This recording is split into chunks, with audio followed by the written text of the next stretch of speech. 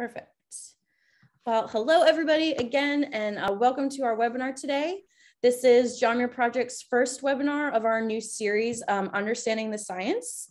It's going to be a webinar series that's going to be focused on doing deep dives for the newest and most recent and relevant science on topics such as wildfire, wildfire ecology, biology, and a bunch more. And we're trying to get that information out to the public and to other activists in a universally digestible manner for those of us who don't have a scientific background. And we're hoping for this to be a monthly series, so keep an eye out for our next webinar announcement. That's going to be coming through, and all really excited about this new process. So in today's webinar, we're going to be covering Dr. Hanson's newest study on the 2020 Creek Fire, and that's called Is Fuel Reduction Justified as a Fire Management in Spotted Owl Habitat? The link for that is going to be dropped in the chat right now. And that will also be made available in our follow-up materials, in addition to the recording of the webinar and some materials relating to the support for survivors of the Creek Fire, which kind of brings me to why we did those polls in the beginning. Like I said, one is pertaining to the scientific background, and the other was about our personal interaction with the 2020 Creek Fire. Your answers are confidential and they'll be kept with us. And we did this to better tailor our discussions for this one today and then in the future. About how we can, talk about these issues sensitively and respectfully. That being said, if at any point in the webinar, if you have had personal experience with the Creek Fire and you're feeling either triggered or uncomfortable, you can always feel free to message me as the host, and I'll do my best to accommodate you, and we can kind of redirect the conversation if that were to happen. But with all of that covered, it is my greatest pleasure to introduce today's speaker, Dr. Chad Hanson. He is the primary research ecologist and the director of the John Muir Project. He founded John Muir Project in 1989 after taking the hike of the entire Pacific Crest Trail and witnessing firsthand the devastation caused by a lot of the commercial logging that was happening in the national forests, specifically in the areas around California, Oregon, and Washington. He got his PhD in ecology from the University of California at Davis in 2007, with a research focused on forest and fire ecology and the rare wildlife species that depend on post-fire habitat in forests like the Sierra Nevada and elsewhere in the Western US. He has a very impressive list of scientific research papers that he has published, as well as 2 top-selling books, the 2015 Ecological Importance of Mixed Severity Fires, Nature's Phoenix. That's the first ever textbook on mixed severity fire. And his most recent one, which just came out this past May of 2021, Smokescreen: Debunking Wildfire Myths to Save Our Forests and Our Climate. And that was more recently published for a more secular audience.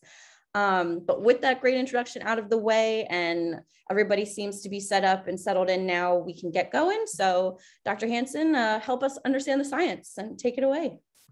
Thank you very much, MC. Appreciate that. And thanks everyone for attending today and to come to hear about this issue and talk about it. I'm going to share my screen here so I can pull up my presentation.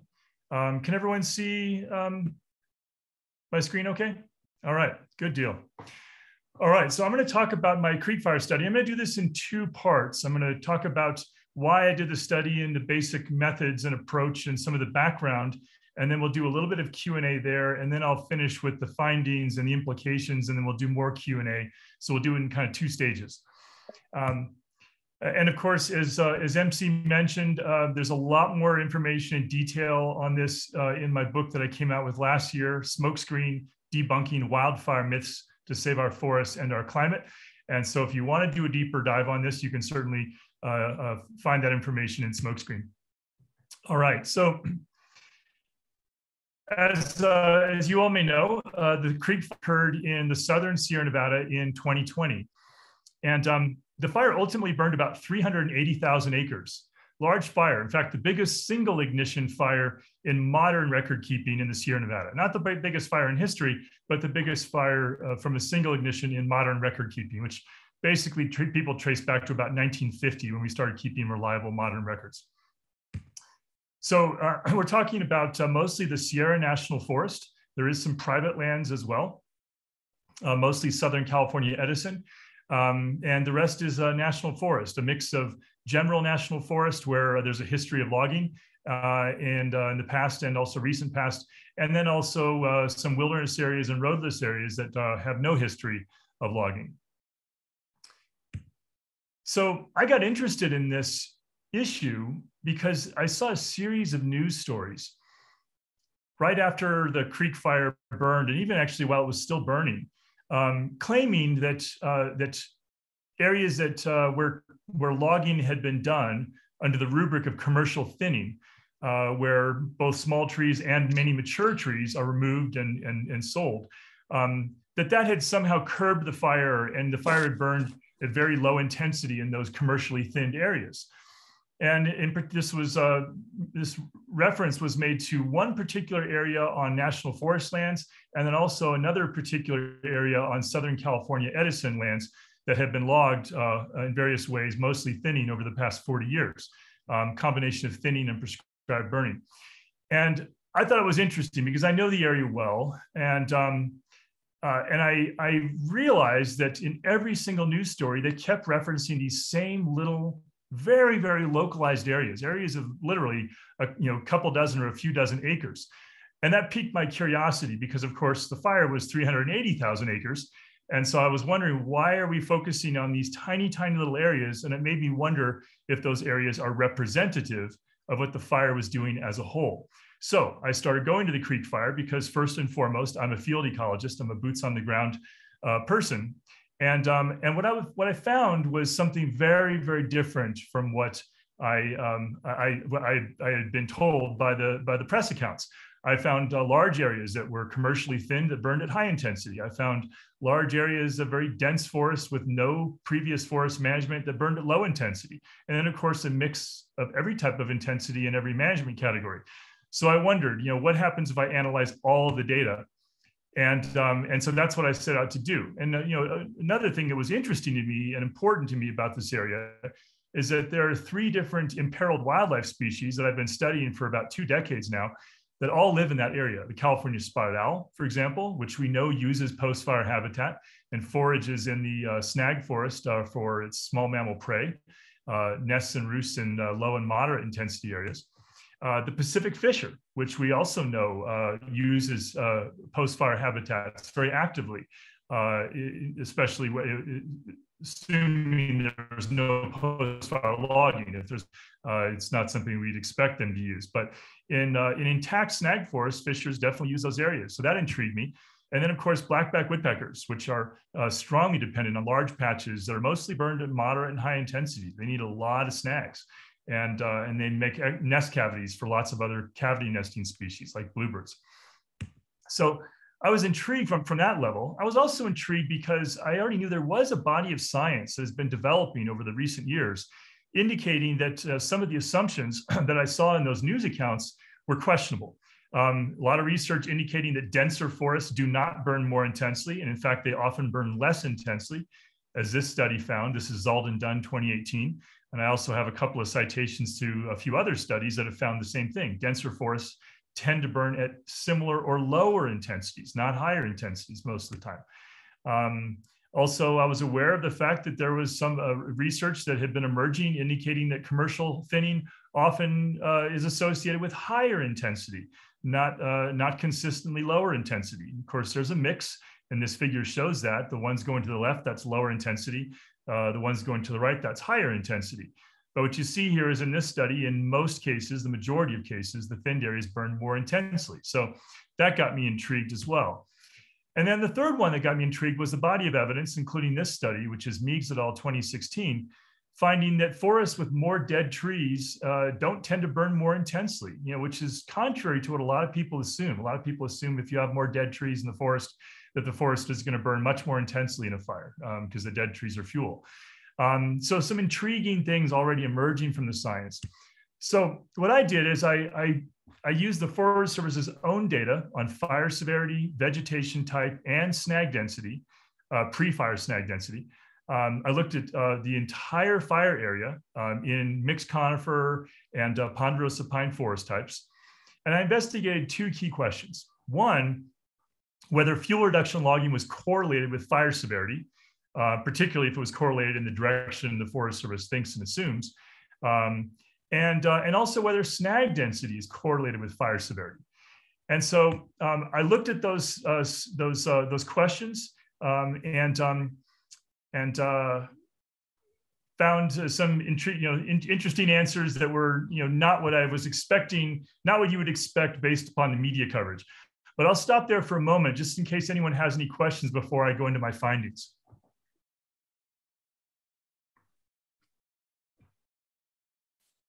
Chad, a really quick question. Sure. So in that graph with the thinned areas burning with low intensity to one side of the graph, were those thinned areas that burned with low intensity also prescribed burned beforehand? Good question. I'll have to go back and look at the study and see what each of those scenarios was. But mostly these are different combinations of weather scenarios. In some cases, depending upon what the weather's doing, their modeling indicated the thinned areas might burn slightly lower, and in other cases, they projected and estimated, predicted that the thinned areas would burn somewhat higher in intensity. And of course, the reason this matters is that you can always find in any large fire some thinned areas that happen to burn at low intensity, because fire is so variable at local scales. But if you only focus on those areas, and if you don't look at the entire fire, you might miss the fact that the counterexamples might be much more common, that the thinned areas might burn at higher intensity more often. And so these are basically different weather scenarios where thinned areas might burn at low intensity or high intensity, depending upon the circumstances. But I'll have to go back and look at that exact question about whether which one of those scenarios the thinned areas had burning afterwards. But I'm glad you asked, because I looked at both of those cases in my creek fire study, thinning plus burning versus, and also thinning with no burning of slash debris. I have a quick question for you. Sure. I've been told by one scientist that trees like snags that have holes in them or are dead are really good opportunities for nesting for bats, that bats like to be in holes in trees. And the bats like to eat gypsy moths. So I'm wondering if we are harming our friends, the bats, by cutting down those dead trees. And the bats actually would help us by attacking the gypsy moths. Yeah, it's a great question. And the answer is yes, we are definitely harming bats by cutting down dead trees, as well as woodpeckers, as well as California spotted owls, as well as Pacific fishers. There's a lot of different wildlife species that nest or den in dead trees and in cavities in dead trees. Bats are, of course, among them. And in fact, a lot of native species of Myotis bats are very imperiled, very rare, and are heavily dependent on large snags for their survival. So yeah, dead trees are really important. I mean, it's interesting because for wildlife, especially a lot of imperiled wildlife species, dead trees are even more important ecologically, pound for pound, ton for ton, than a live tree of the same size.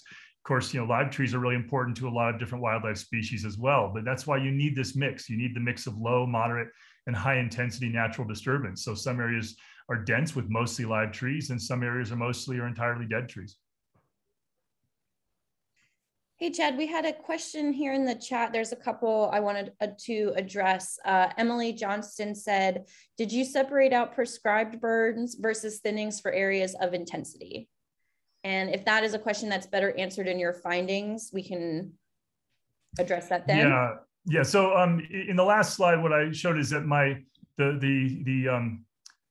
the variable I was looking at was percent high severity. So the percentage of a given category that burned at high severity, and whether or not that differed by other categories. So I did look at commercial thin plus burning. I looked at commercial thin areas without burning. I also looked at pre-commercial thinning, which is essentially what we call non-commercial thinning. I also looked at previous wildfires that had no post-fire logging afterwards and then reburned. And then, of course, no management.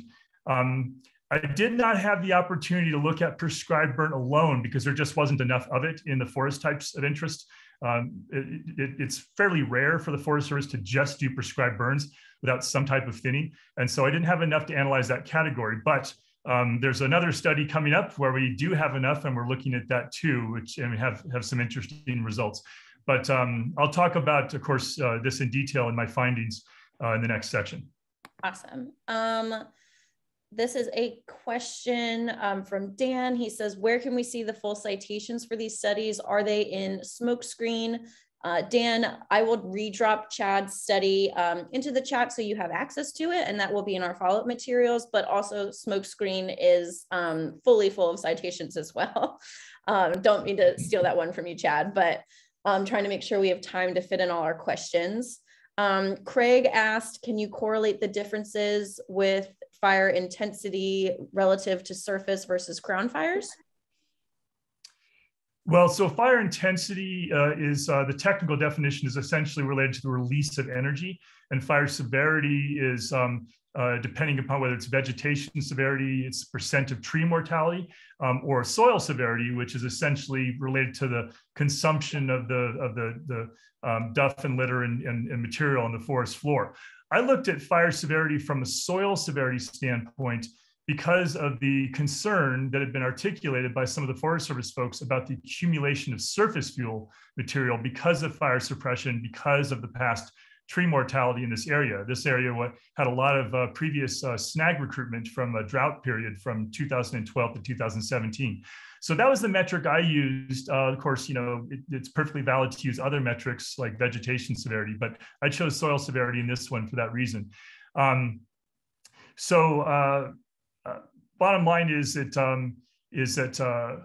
I'm looking at soil severity in terms of percent high severity and comparing the different categories on that basis. By the way, MC, if you wouldn't mind, if you have it handy, if you could put a link to the Smokescreen book in the chat too, so folks have that if they want it, that would be great.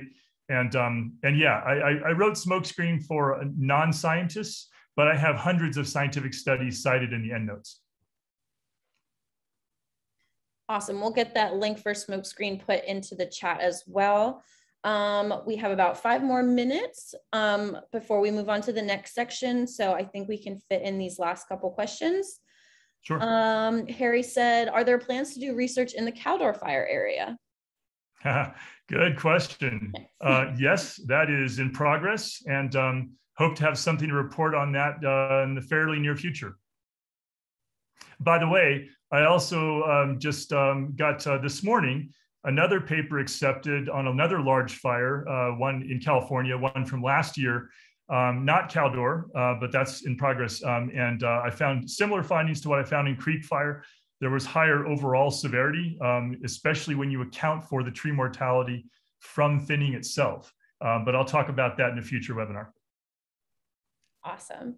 And then just a comment made by Maya, up in the Dixie fire area, thinned areas were torched. I went with one of Bryant Baker's maps and saw that wherever he marked previous thinning areas in his map were areas I saw high intensity fire. She was also very kind and dropped that link into the chat if people are interested. Bryant Baker is one of our cohorts over at the Los Padres Forest Watch, and definitely recommend looking into that if you are interested. And then Harry, once again, and I think after this question, we can move into the next section, but Harry asks, are there plans to get the Creek Fire study into Wikipedia? That is an incredible suggestion and not one I think we've previously considered, but we can definitely figure that out, I think. Yeah, good suggestion. Thank you. Awesome. All right, Chad, if you're all set, we can move on to the next section. Sure. Okay, so in terms of findings, again, I was looking at percent high severity. So you'll see that column there, high severity percentage. Of course, higher percentages, higher number of numerical values are more, had higher percentage of high severity, more severely burned. And if you'll notice in the categories, the logging categories, the categories with fuel reduction logging, logging under the rubric of fuel reduction, those categories had the highest levels of fire severity. They still had mostly low and moderate, which is common, even in the biggest fires. The majority is typically low and moderate intensity and severity. but they had higher severity than the unmanaged categories. You'll see that the non-commercial thin, had somewhat lower. General federal forest lands had a little bit lower. And then interestingly, forests that had previous mixed severity wildfires and no post-fire logging, when they reburned in the creek fire, that actually had the lowest fire severity of any categories that I looked at, which is really contrary to what the Forest Service has been telling the public for years. And they've been telling the public, if a fire burns, that it's going to burn more severely in the future if you don't remove a bunch of snags through post-fire logging.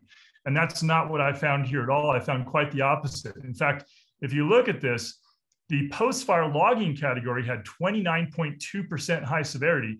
The mixed severity fire areas that then reburned in the creek fire had 9.1% high severity fire. So post-fire logged areas had 3 times higher fire severity than just allowing mixed severity fire areas to reburn naturally in another wildfire. For me, this is really good news. It's hopeful news, because what it tells us is that we can actually restore mixed severity fires, natural mixed severity fires, to our forests by allowing more fire to burn. And actually, fire has sort of a self-regulating property to it. But management, in terms of logging, whether it's post-fire logging or commercial thinning, what I found here, this is not associated with lower fire severity. So just so you all know, and you can see this in my paper if you download it, that these ranks in that middle column there, those are ranks I used a Spearman's correlation analysis. It's a non-parametric test to look at whether there was a relationship, whether there's a correlation between the intensity of forest management under this kind of fuel reduction rubric and fire severity. And I found that there is a relationship, but it's not the way Forest Service has been predicting. It's actually the opposite. So the more intensive the logging, the higher the fire severity. And the less intensive the management, or no management at all, it was associated with lower fire severity overall. Very, very contrary to what the public is being told. Now, I'm just going to show some pictures here, because again, in every category, there was some low, some and some high. And so I want to be clear about that. There's always a mix. And in every category, it's majority low and moderate. But I do want to show you all, because I think it's really key. There's this narrative out there. It's almost like a drumbeat in the public dialogue, that if you have a dense forest, and if it has no management history, if it's very, very dense, if there's a lot of biomass, a lot of trees per acre, live trees, dead trees, if it hasn't burned in a long time, then it's going to burn almost exclusively at high severity. And that's mythology. What I found is that most of these forests that had no management history, that hadn't burned in many decades, that were very dense, most of them burned at low and moderate intensity. This is one example. This area burned in the creek fire, burned at low intensity, just a creeping surface fire. That's how the majority of the fire burned. More mixed conifer forests that burned at low intensity. You can see there's a high intensity fire patch, relatively small one on the far ridge on the left side of the screen in the background. But otherwise, this area all burned. It's just mostly low intensity, a little bit of moderate and a little bit of high in the background. And then, of course, here's another one, just a creeping surface fire, killed some seedlings and saplings. But otherwise, the flames were just, very, very low on the forest floor. And most trees, did not have any real effects of the fire. That was a dominant category in the creek fire. I also want to tell you, again, even in the thinned areas, there's a mix of low, moderate, and high in the thinned areas, and it's majority low and moderate. But the high severity fire percentage was higher in the thinned areas. This is an area of commercial thinning on national forest lands. And you can see it was a fairly open forest. A number of trees had been removed, and yet it burned at very high intensity. It's not inherently bad if a forest burns at high intensity. What is bad, though, is if you're damaging habitat and removing a lot of trees from the forest, removing a lot of carbon from the forest and a lot of habitat, knowing that a lot of that carbon goes into the atmosphere, and then claiming it's going to consistently and reliably reduce fire intensity or severity, and it's not doing that. Another commercial thin area on the Sierra National Forest. This was commercial thinning 1995 to present. And burned at high intensity, like a lot of these areas. Same thing here. Commercial thinning, you can see the stumps, but again, fairly open forest, burned at high intensity. And I'll talk a little bit in a minute about why that is, because I know it's counterintuitive for a lot of folks, but it will make sense, I promise, when I explain why these things are happening the way they are oftentimes. This is an area on national forest that was post-fire logged after a previous fire in the 1990s. And then when it burned in the creek fire, it burned at mostly high intensity in this area. And again, to my point that the post-fire logging, even though it's conducted under the rubric of fuel reduction and fire management, the fact is that these post-fire logged areas, by and large, on average, are tending to burn at equal or higher severities, not lower severities most of the time. And so I think you need to understand that fuel reduction is maybe more of a political term than a scientific term in this context. I showed you that quote from the newspaper article about the Southern California Edison lands, where they said, well, we've been thinning our lands and doing prescribed burning and commercial thinning for 40 years. And that's why the fire burned, at such low intensity on their lands. That's absolutely not true at all. The Southern California Edison forest burned mostly at moderate and high intensity. I took this picture. This is an overlook showing most of the eastern side of the Edison lands, which is where mostly the fire burned. And you can see, there's some low and moderate in there, but not much. It's mostly moderate and high intensity, a lot of high intensity. You can see in the middle of the picture there, they were already starting to post-fire log their lands. I took this picture in November of 2020. The fire was still smoldering in places, and I was out there already. And this is another place on the Southern California Edison lands. I took this picture in May of 2021, where they're further along with post-fire logging. And again, you can see, they were not candid with the public. They were not fully honest or candid about the fact that their forests, which they had been managing pretty intensively under the fuel reduction paradigm for decades, they burned mostly at moderate and high intensity, and a lot of high intensity. And now they're post-fire logging those lands under the guise of fuel reduction. And I don't think we can expect that that's going to curb future fires based on my results. So the second part of my analysis was to look at snag density. Snags, of course, being dead trees. And as I mentioned, there was a significant drought episode from 2012 to 2017 in my study area that later burned in the creek fire. And some of these areas had very high snag densities at the time of the fire. And of course, a lot of those snags had already fallen and become down logs. And because they had been standing for some years, many of them are still standing. But I looked at different levels of snag density, and that's snags per hectare, hectare being about just a little under 2.5 acres in size.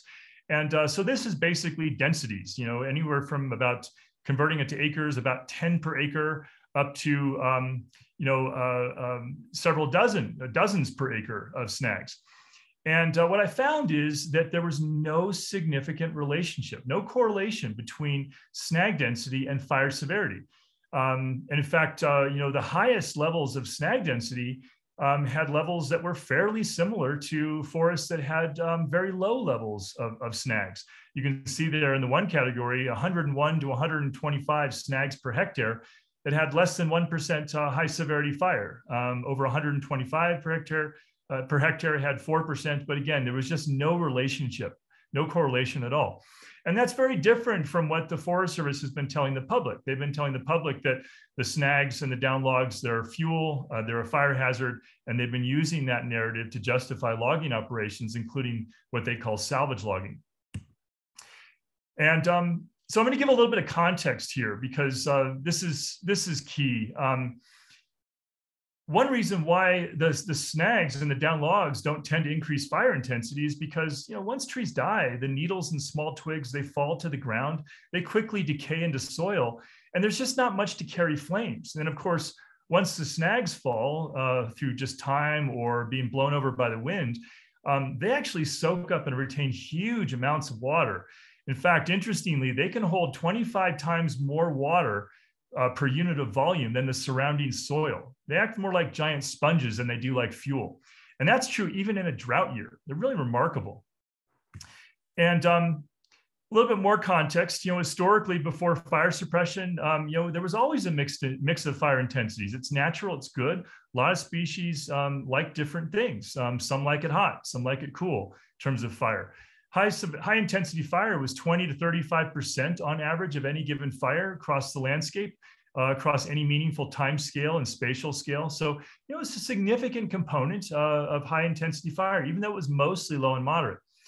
And the other interesting thing is that forests regenerate naturally after high intensity fire.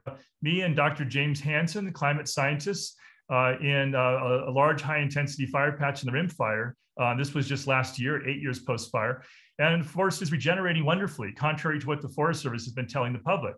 This is all natural regeneration. But right next door, where post-fire logging occurred, the soil was so damaged, and there's just no shade for the little seedlings that they planted. Most of them have died, and basically they converted it to invasive cheatgrass and stump fields, and very little is growing there. And it's just an important thing to keep in mind in this context that not only are they damaging habitat and putting a lot of carbon into the atmosphere, but they're also not curbing future fire in the process. Last thing I'll mention is just for context again, is that these logging operations are not stopping fires. They're not making them burn less intensely in most cases. And it's not the way to protect communities. Fires are driven mostly by weather and climate, and the only effective way to protect homes and communities from wildfire is to focus on the homes themselves through what we call home hardening, making them more fire resistant, and defensible space pruning of vegetation within 100 feet around each home. It's not about logging in the wildlands. So I'll leave it there, except for one brief note I'll mention before we do more Q&A. And I'll just talk about why these denser, older forests are not burning more intensely. It really comes down to microclimate. On the one hand, a dense forest has more biomass, and so you might think it would burn more intensely, but it also has more cooling shade because it has more canopy cover. And higher canopy cover means that the forest floor stays more moist, more shaded during fire season and during a fire. And in fact, a denser forest acts like a windbreak against the gusts of wind that drive flames during a fire. And that can actually help reduce fire intensity as well. Conversely, when logging occurs, like commercial thinning, it reduces the forest canopy cover, it changes the microclimate and creates hotter, drier, and windier conditions. And along with that, it leaves behind slash debris and spreads invasive combustible grasses like cheatgrass. And so for a host of reasons, even though it may seem counterintuitive on the surface, these logged areas are not stopping fires, fires which are primarily driven by weather and climate, and therefore climate change as well. And they're often making the fires burn more intensely while putting a lot of carbon in the atmosphere, which of course just exacerbates climate change, which we can't afford. So I'm going to stop screen sharing there and be happy to answer any questions. Awesome. We got some really, really great ones in the chat going right now. I'm going to try to ask them in the order I think that makes the most sense. But we're going to start with, let me find it here. Karen Mackey. She made a quick point when you had your chart up. She said in the Hanson 21 chart, it looks like non-commercial thinning does reduce fire severity. It's 14%. And she'd like a response to that, I believe. Yeah, it's a really good question. I mean, we need to look at this more. There wasn't that much area in the non-commercial thin. I had a minimum cutoff, a minimum threshold of 400 hectares, which is nearly 1,000 acres for my categories. So I want to look at this more carefully because it definitely, non-commercial thin was definitely lower in fire intensity than commercial thin, but at the same time, it was also higher than forests that had been reburned with no management, where there was previous wildfire and then they burned again in the creek fire. So one possibility is that because only really small trees were removed, and actually they weren't removed. I mean, these are non-commercial thin, so they're not really removing trees from the forest. They're basically seedlings and saplings up to about 8 inches in diameter, typically. And typically what they'll do is they'll just leave them on the ground and maybe do a prescribed burn afterwards or a pile burn. And sometimes they'll just let the seedlings and saplings decay. But because the canopy cover wasn't really affected, it's possible that it burned at somewhat lower intensity for that reason. On the other hand, in other fires that I'm looking at right now, the pre-commercial thin is burning at higher intensities than no management at all. So we really need to look at that more carefully. I think for me, what I'm coming away with, and we need to look at more fires and more large fires, right? Because it forms like a tapestry of knowledge in a sense. What I'm coming away with is that we don't really need to manage our forests, certainly not in terms of tree removal or cutting. And then really what we need is just to allow more mixed intensity fires to occur, because that's where we're seeing the most consistently, most consistently, we're seeing that it dominated by low and moderate intensity fire effects. You're still getting the high intensity fire, a component of it, which you need. You want that for a lot of wildlife species that need those high intensity fire patches. But if the goal is to have more low and moderate intensity fire, best way to get there is more mixed intensity fire. Now, we don't need to remove trees to do that. Awesome. Thank you, Chad. We have next from Sue Craig. She says, if it burns twice with high intensity and then is post-fire logged, what does that do to the soil?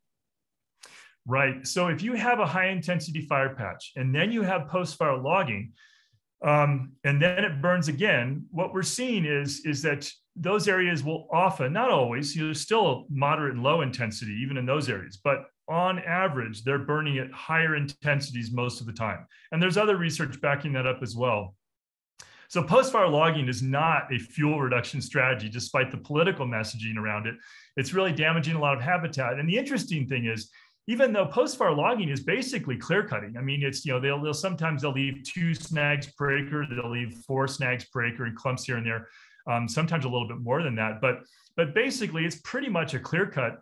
And so they're removing most of the biomass from the forest, even the vast majority of the biomass from the forest. And yet, when those areas burn again, they tend to burn at higher severities. And the soil severity is often very high. And I found that, of course, in my creek fire paper, the highest soil severity category that I found was actually previous post-fire logging.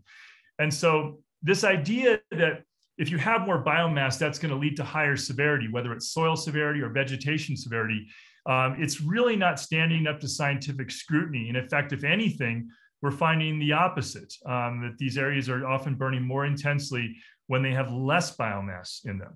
And that's really important, because the fact is that the climate science is telling us very clearly we need to keep the carbon in our forests for climate change mitigation, while we also shift away from fossil fuels.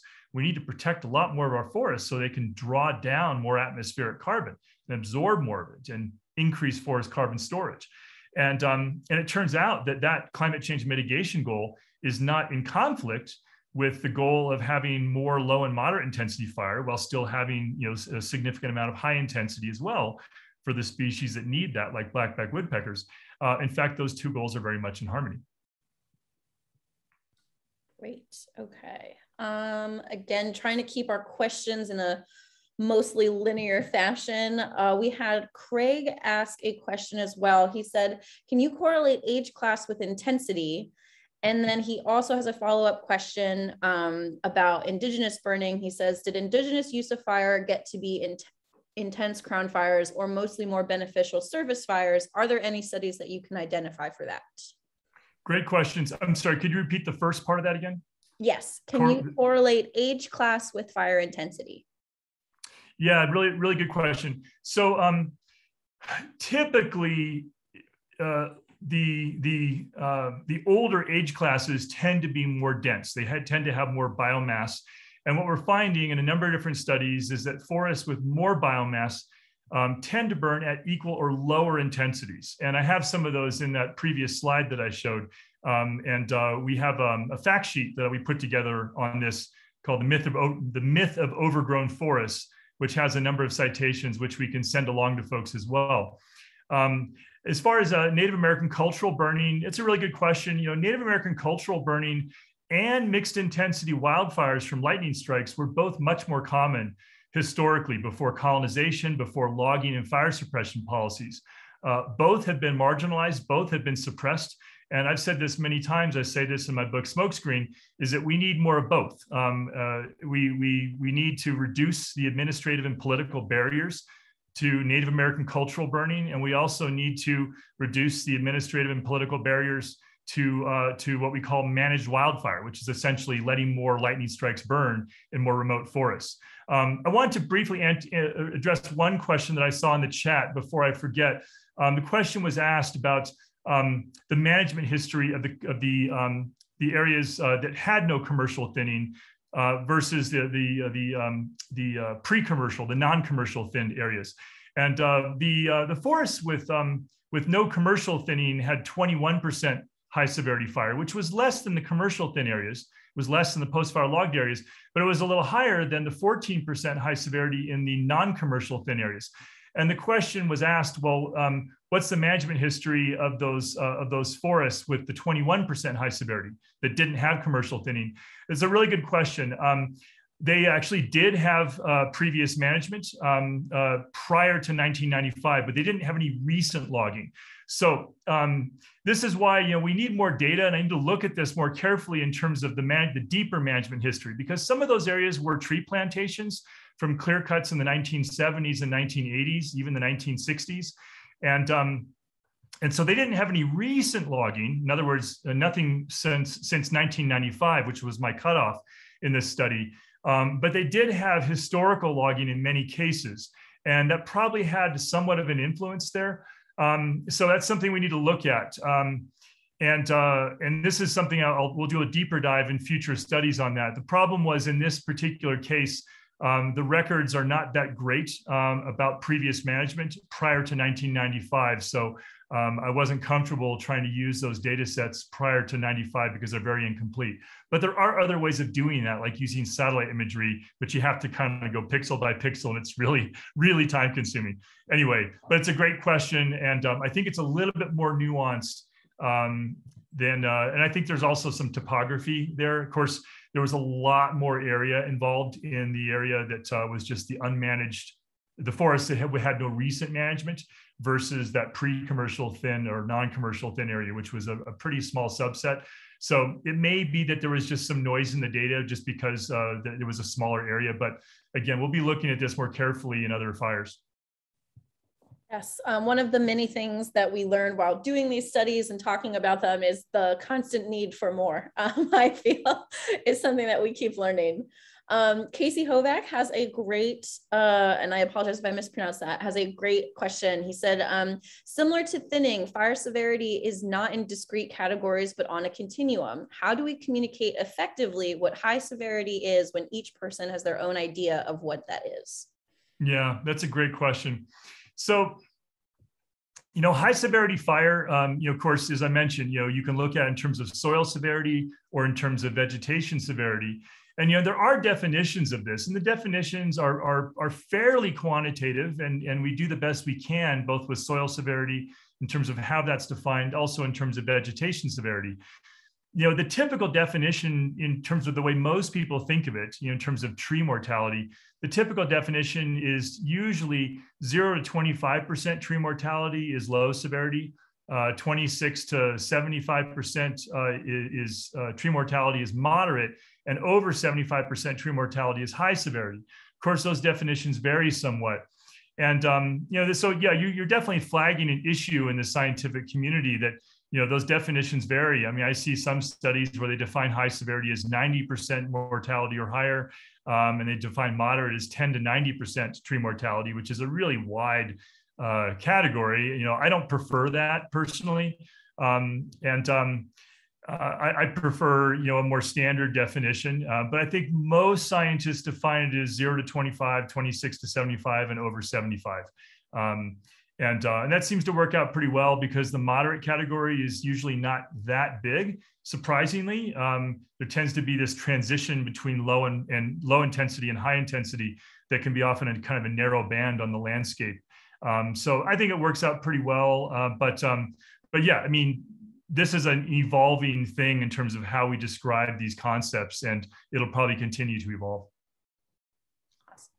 Katie had a good question. She said, did your results show a statistically significant difference between the commercial thin burn category and the commercial thin no burn category? Were you expecting a difference between these two groups? Yeah, it's a really, really good question. I'm glad you asked it. I meant to mention this earlier, but interestingly, the commercial thin category that had subsequent burning of the slash debris, that actually burned at higher severity than the commercial thin category with no burning of slash debris. And I think this is important. This is important for a couple reasons. First of all, I don't think that's the way it works most of the time. Most of the time, there's not much difference, or the commercial thin without burning burns at higher intensity. But I found the opposite result here. Actually, the commercial thin with burning burned at higher intensity. So why is that? Now, I can only hypothesize here, but I suspect strongly that it's because, as I mentioned before, forest fire behavior, fire intensity, and therefore severity is driven mostly by weather and climate factors. And I think that those areas that had commercial thinning with burning, they just happen to have a little bit more extreme fire weather on that particular day. And this is another thing that's important, why you need a certain minimum spatial area. Because it's not mostly about how dense the vegetation is. It's mostly about hot, dry, windy conditions and drought years. That's mostly what governs fire behavior. And so this is why you need to look at large landscapes, all the data within a given large fire, multiple large fires, to kind of tease out what's happening outside of the dominant influence of weather and climate, those hot, dry, windy conditions. That's mostly what's going on. And I think, what you'll notice is that the differences between these management categories are not that big. They're really pretty incremental in most cases. And I think that just speaks to what I'm saying, is that it's mostly about the wind. It's mostly about how dry the air is and how hot the temperatures are. It's weather and climate overwhelmingly. But there is a signal from forest management. It tends to go in the opposite direction of what the Forest Service and the logging industry claim. But it's a fairly secondary effect compared to weather and climate. Great. These are amazing questions, everyone. And just a small disclaimer, I will be saving the chat, and any questions that we do not get to, we will answer directly in our follow-up materials, as well as additional citations or materials that we have talked about. Like I know Chad mentioned one of our fact sheets, so that will also be passed along. We are getting close to time, so we have a couple more questions. Rebecca asks, in regards to homes in the forested WUI, the wild urban land interface, for people who are unfamiliar with that acronym, can you address the 100-foot dispensable space model? It seems impossible or impractical in so many areas with neighboring homes than just 20 feet away. In the Bring Your Own Brigade film, I thought the experts were asking Paradise residents if they only do one thing, to clear vegetation within 5 feet of homes. I am wondering if the messaging about distance will change. Yeah, this is a really good question, and thank you for asking it. Someone mentioned earlier, about fire severity or fire intensity being a continuum. And of course, that's absolutely true. And the same thing is true when it comes to defensible space. We talk about 100 feet, but that's really a maximum. And it's the distance that's most relevant is closest to the home. And so after you've done the most important thing, which is the home hardening, ember-proof vent, resistant roofing, getting dry leaves and pine needles off the roof, rain gutter guards, simple things like that, reinforced windows. After you've done the home hardening, defensible space, the most important zone is 5 feet out from the wall of the house. The second most important is 5 to 20 feet or 30 feet or so out from the house. That's overwhelmingly the most important. And the farther you get away from the house, the less important that it is. And so, it's a really, really important question. So, especially in places where people are closer to their neighbors than 100 feet, which is common. You don't want people thinking that, what can I do? I can only influence the first 40 feet away from my house and the rest is on my neighbor's land. Maybe I shouldn't do anything. You don't want people thinking that. What you do on your property matters a lot. And what matters the most is that first 30 feet in particular, but especially that first 5 or 10 feet. Awesome. Jennifer has a great question. Thoughts about how to get politicians to pay more attention to the science that is not funded by the timber industry or the Forest Service? Yes, thank you for the question. I think we need to get more active and vocal with our elected officials. And we need to ask and demand more of them.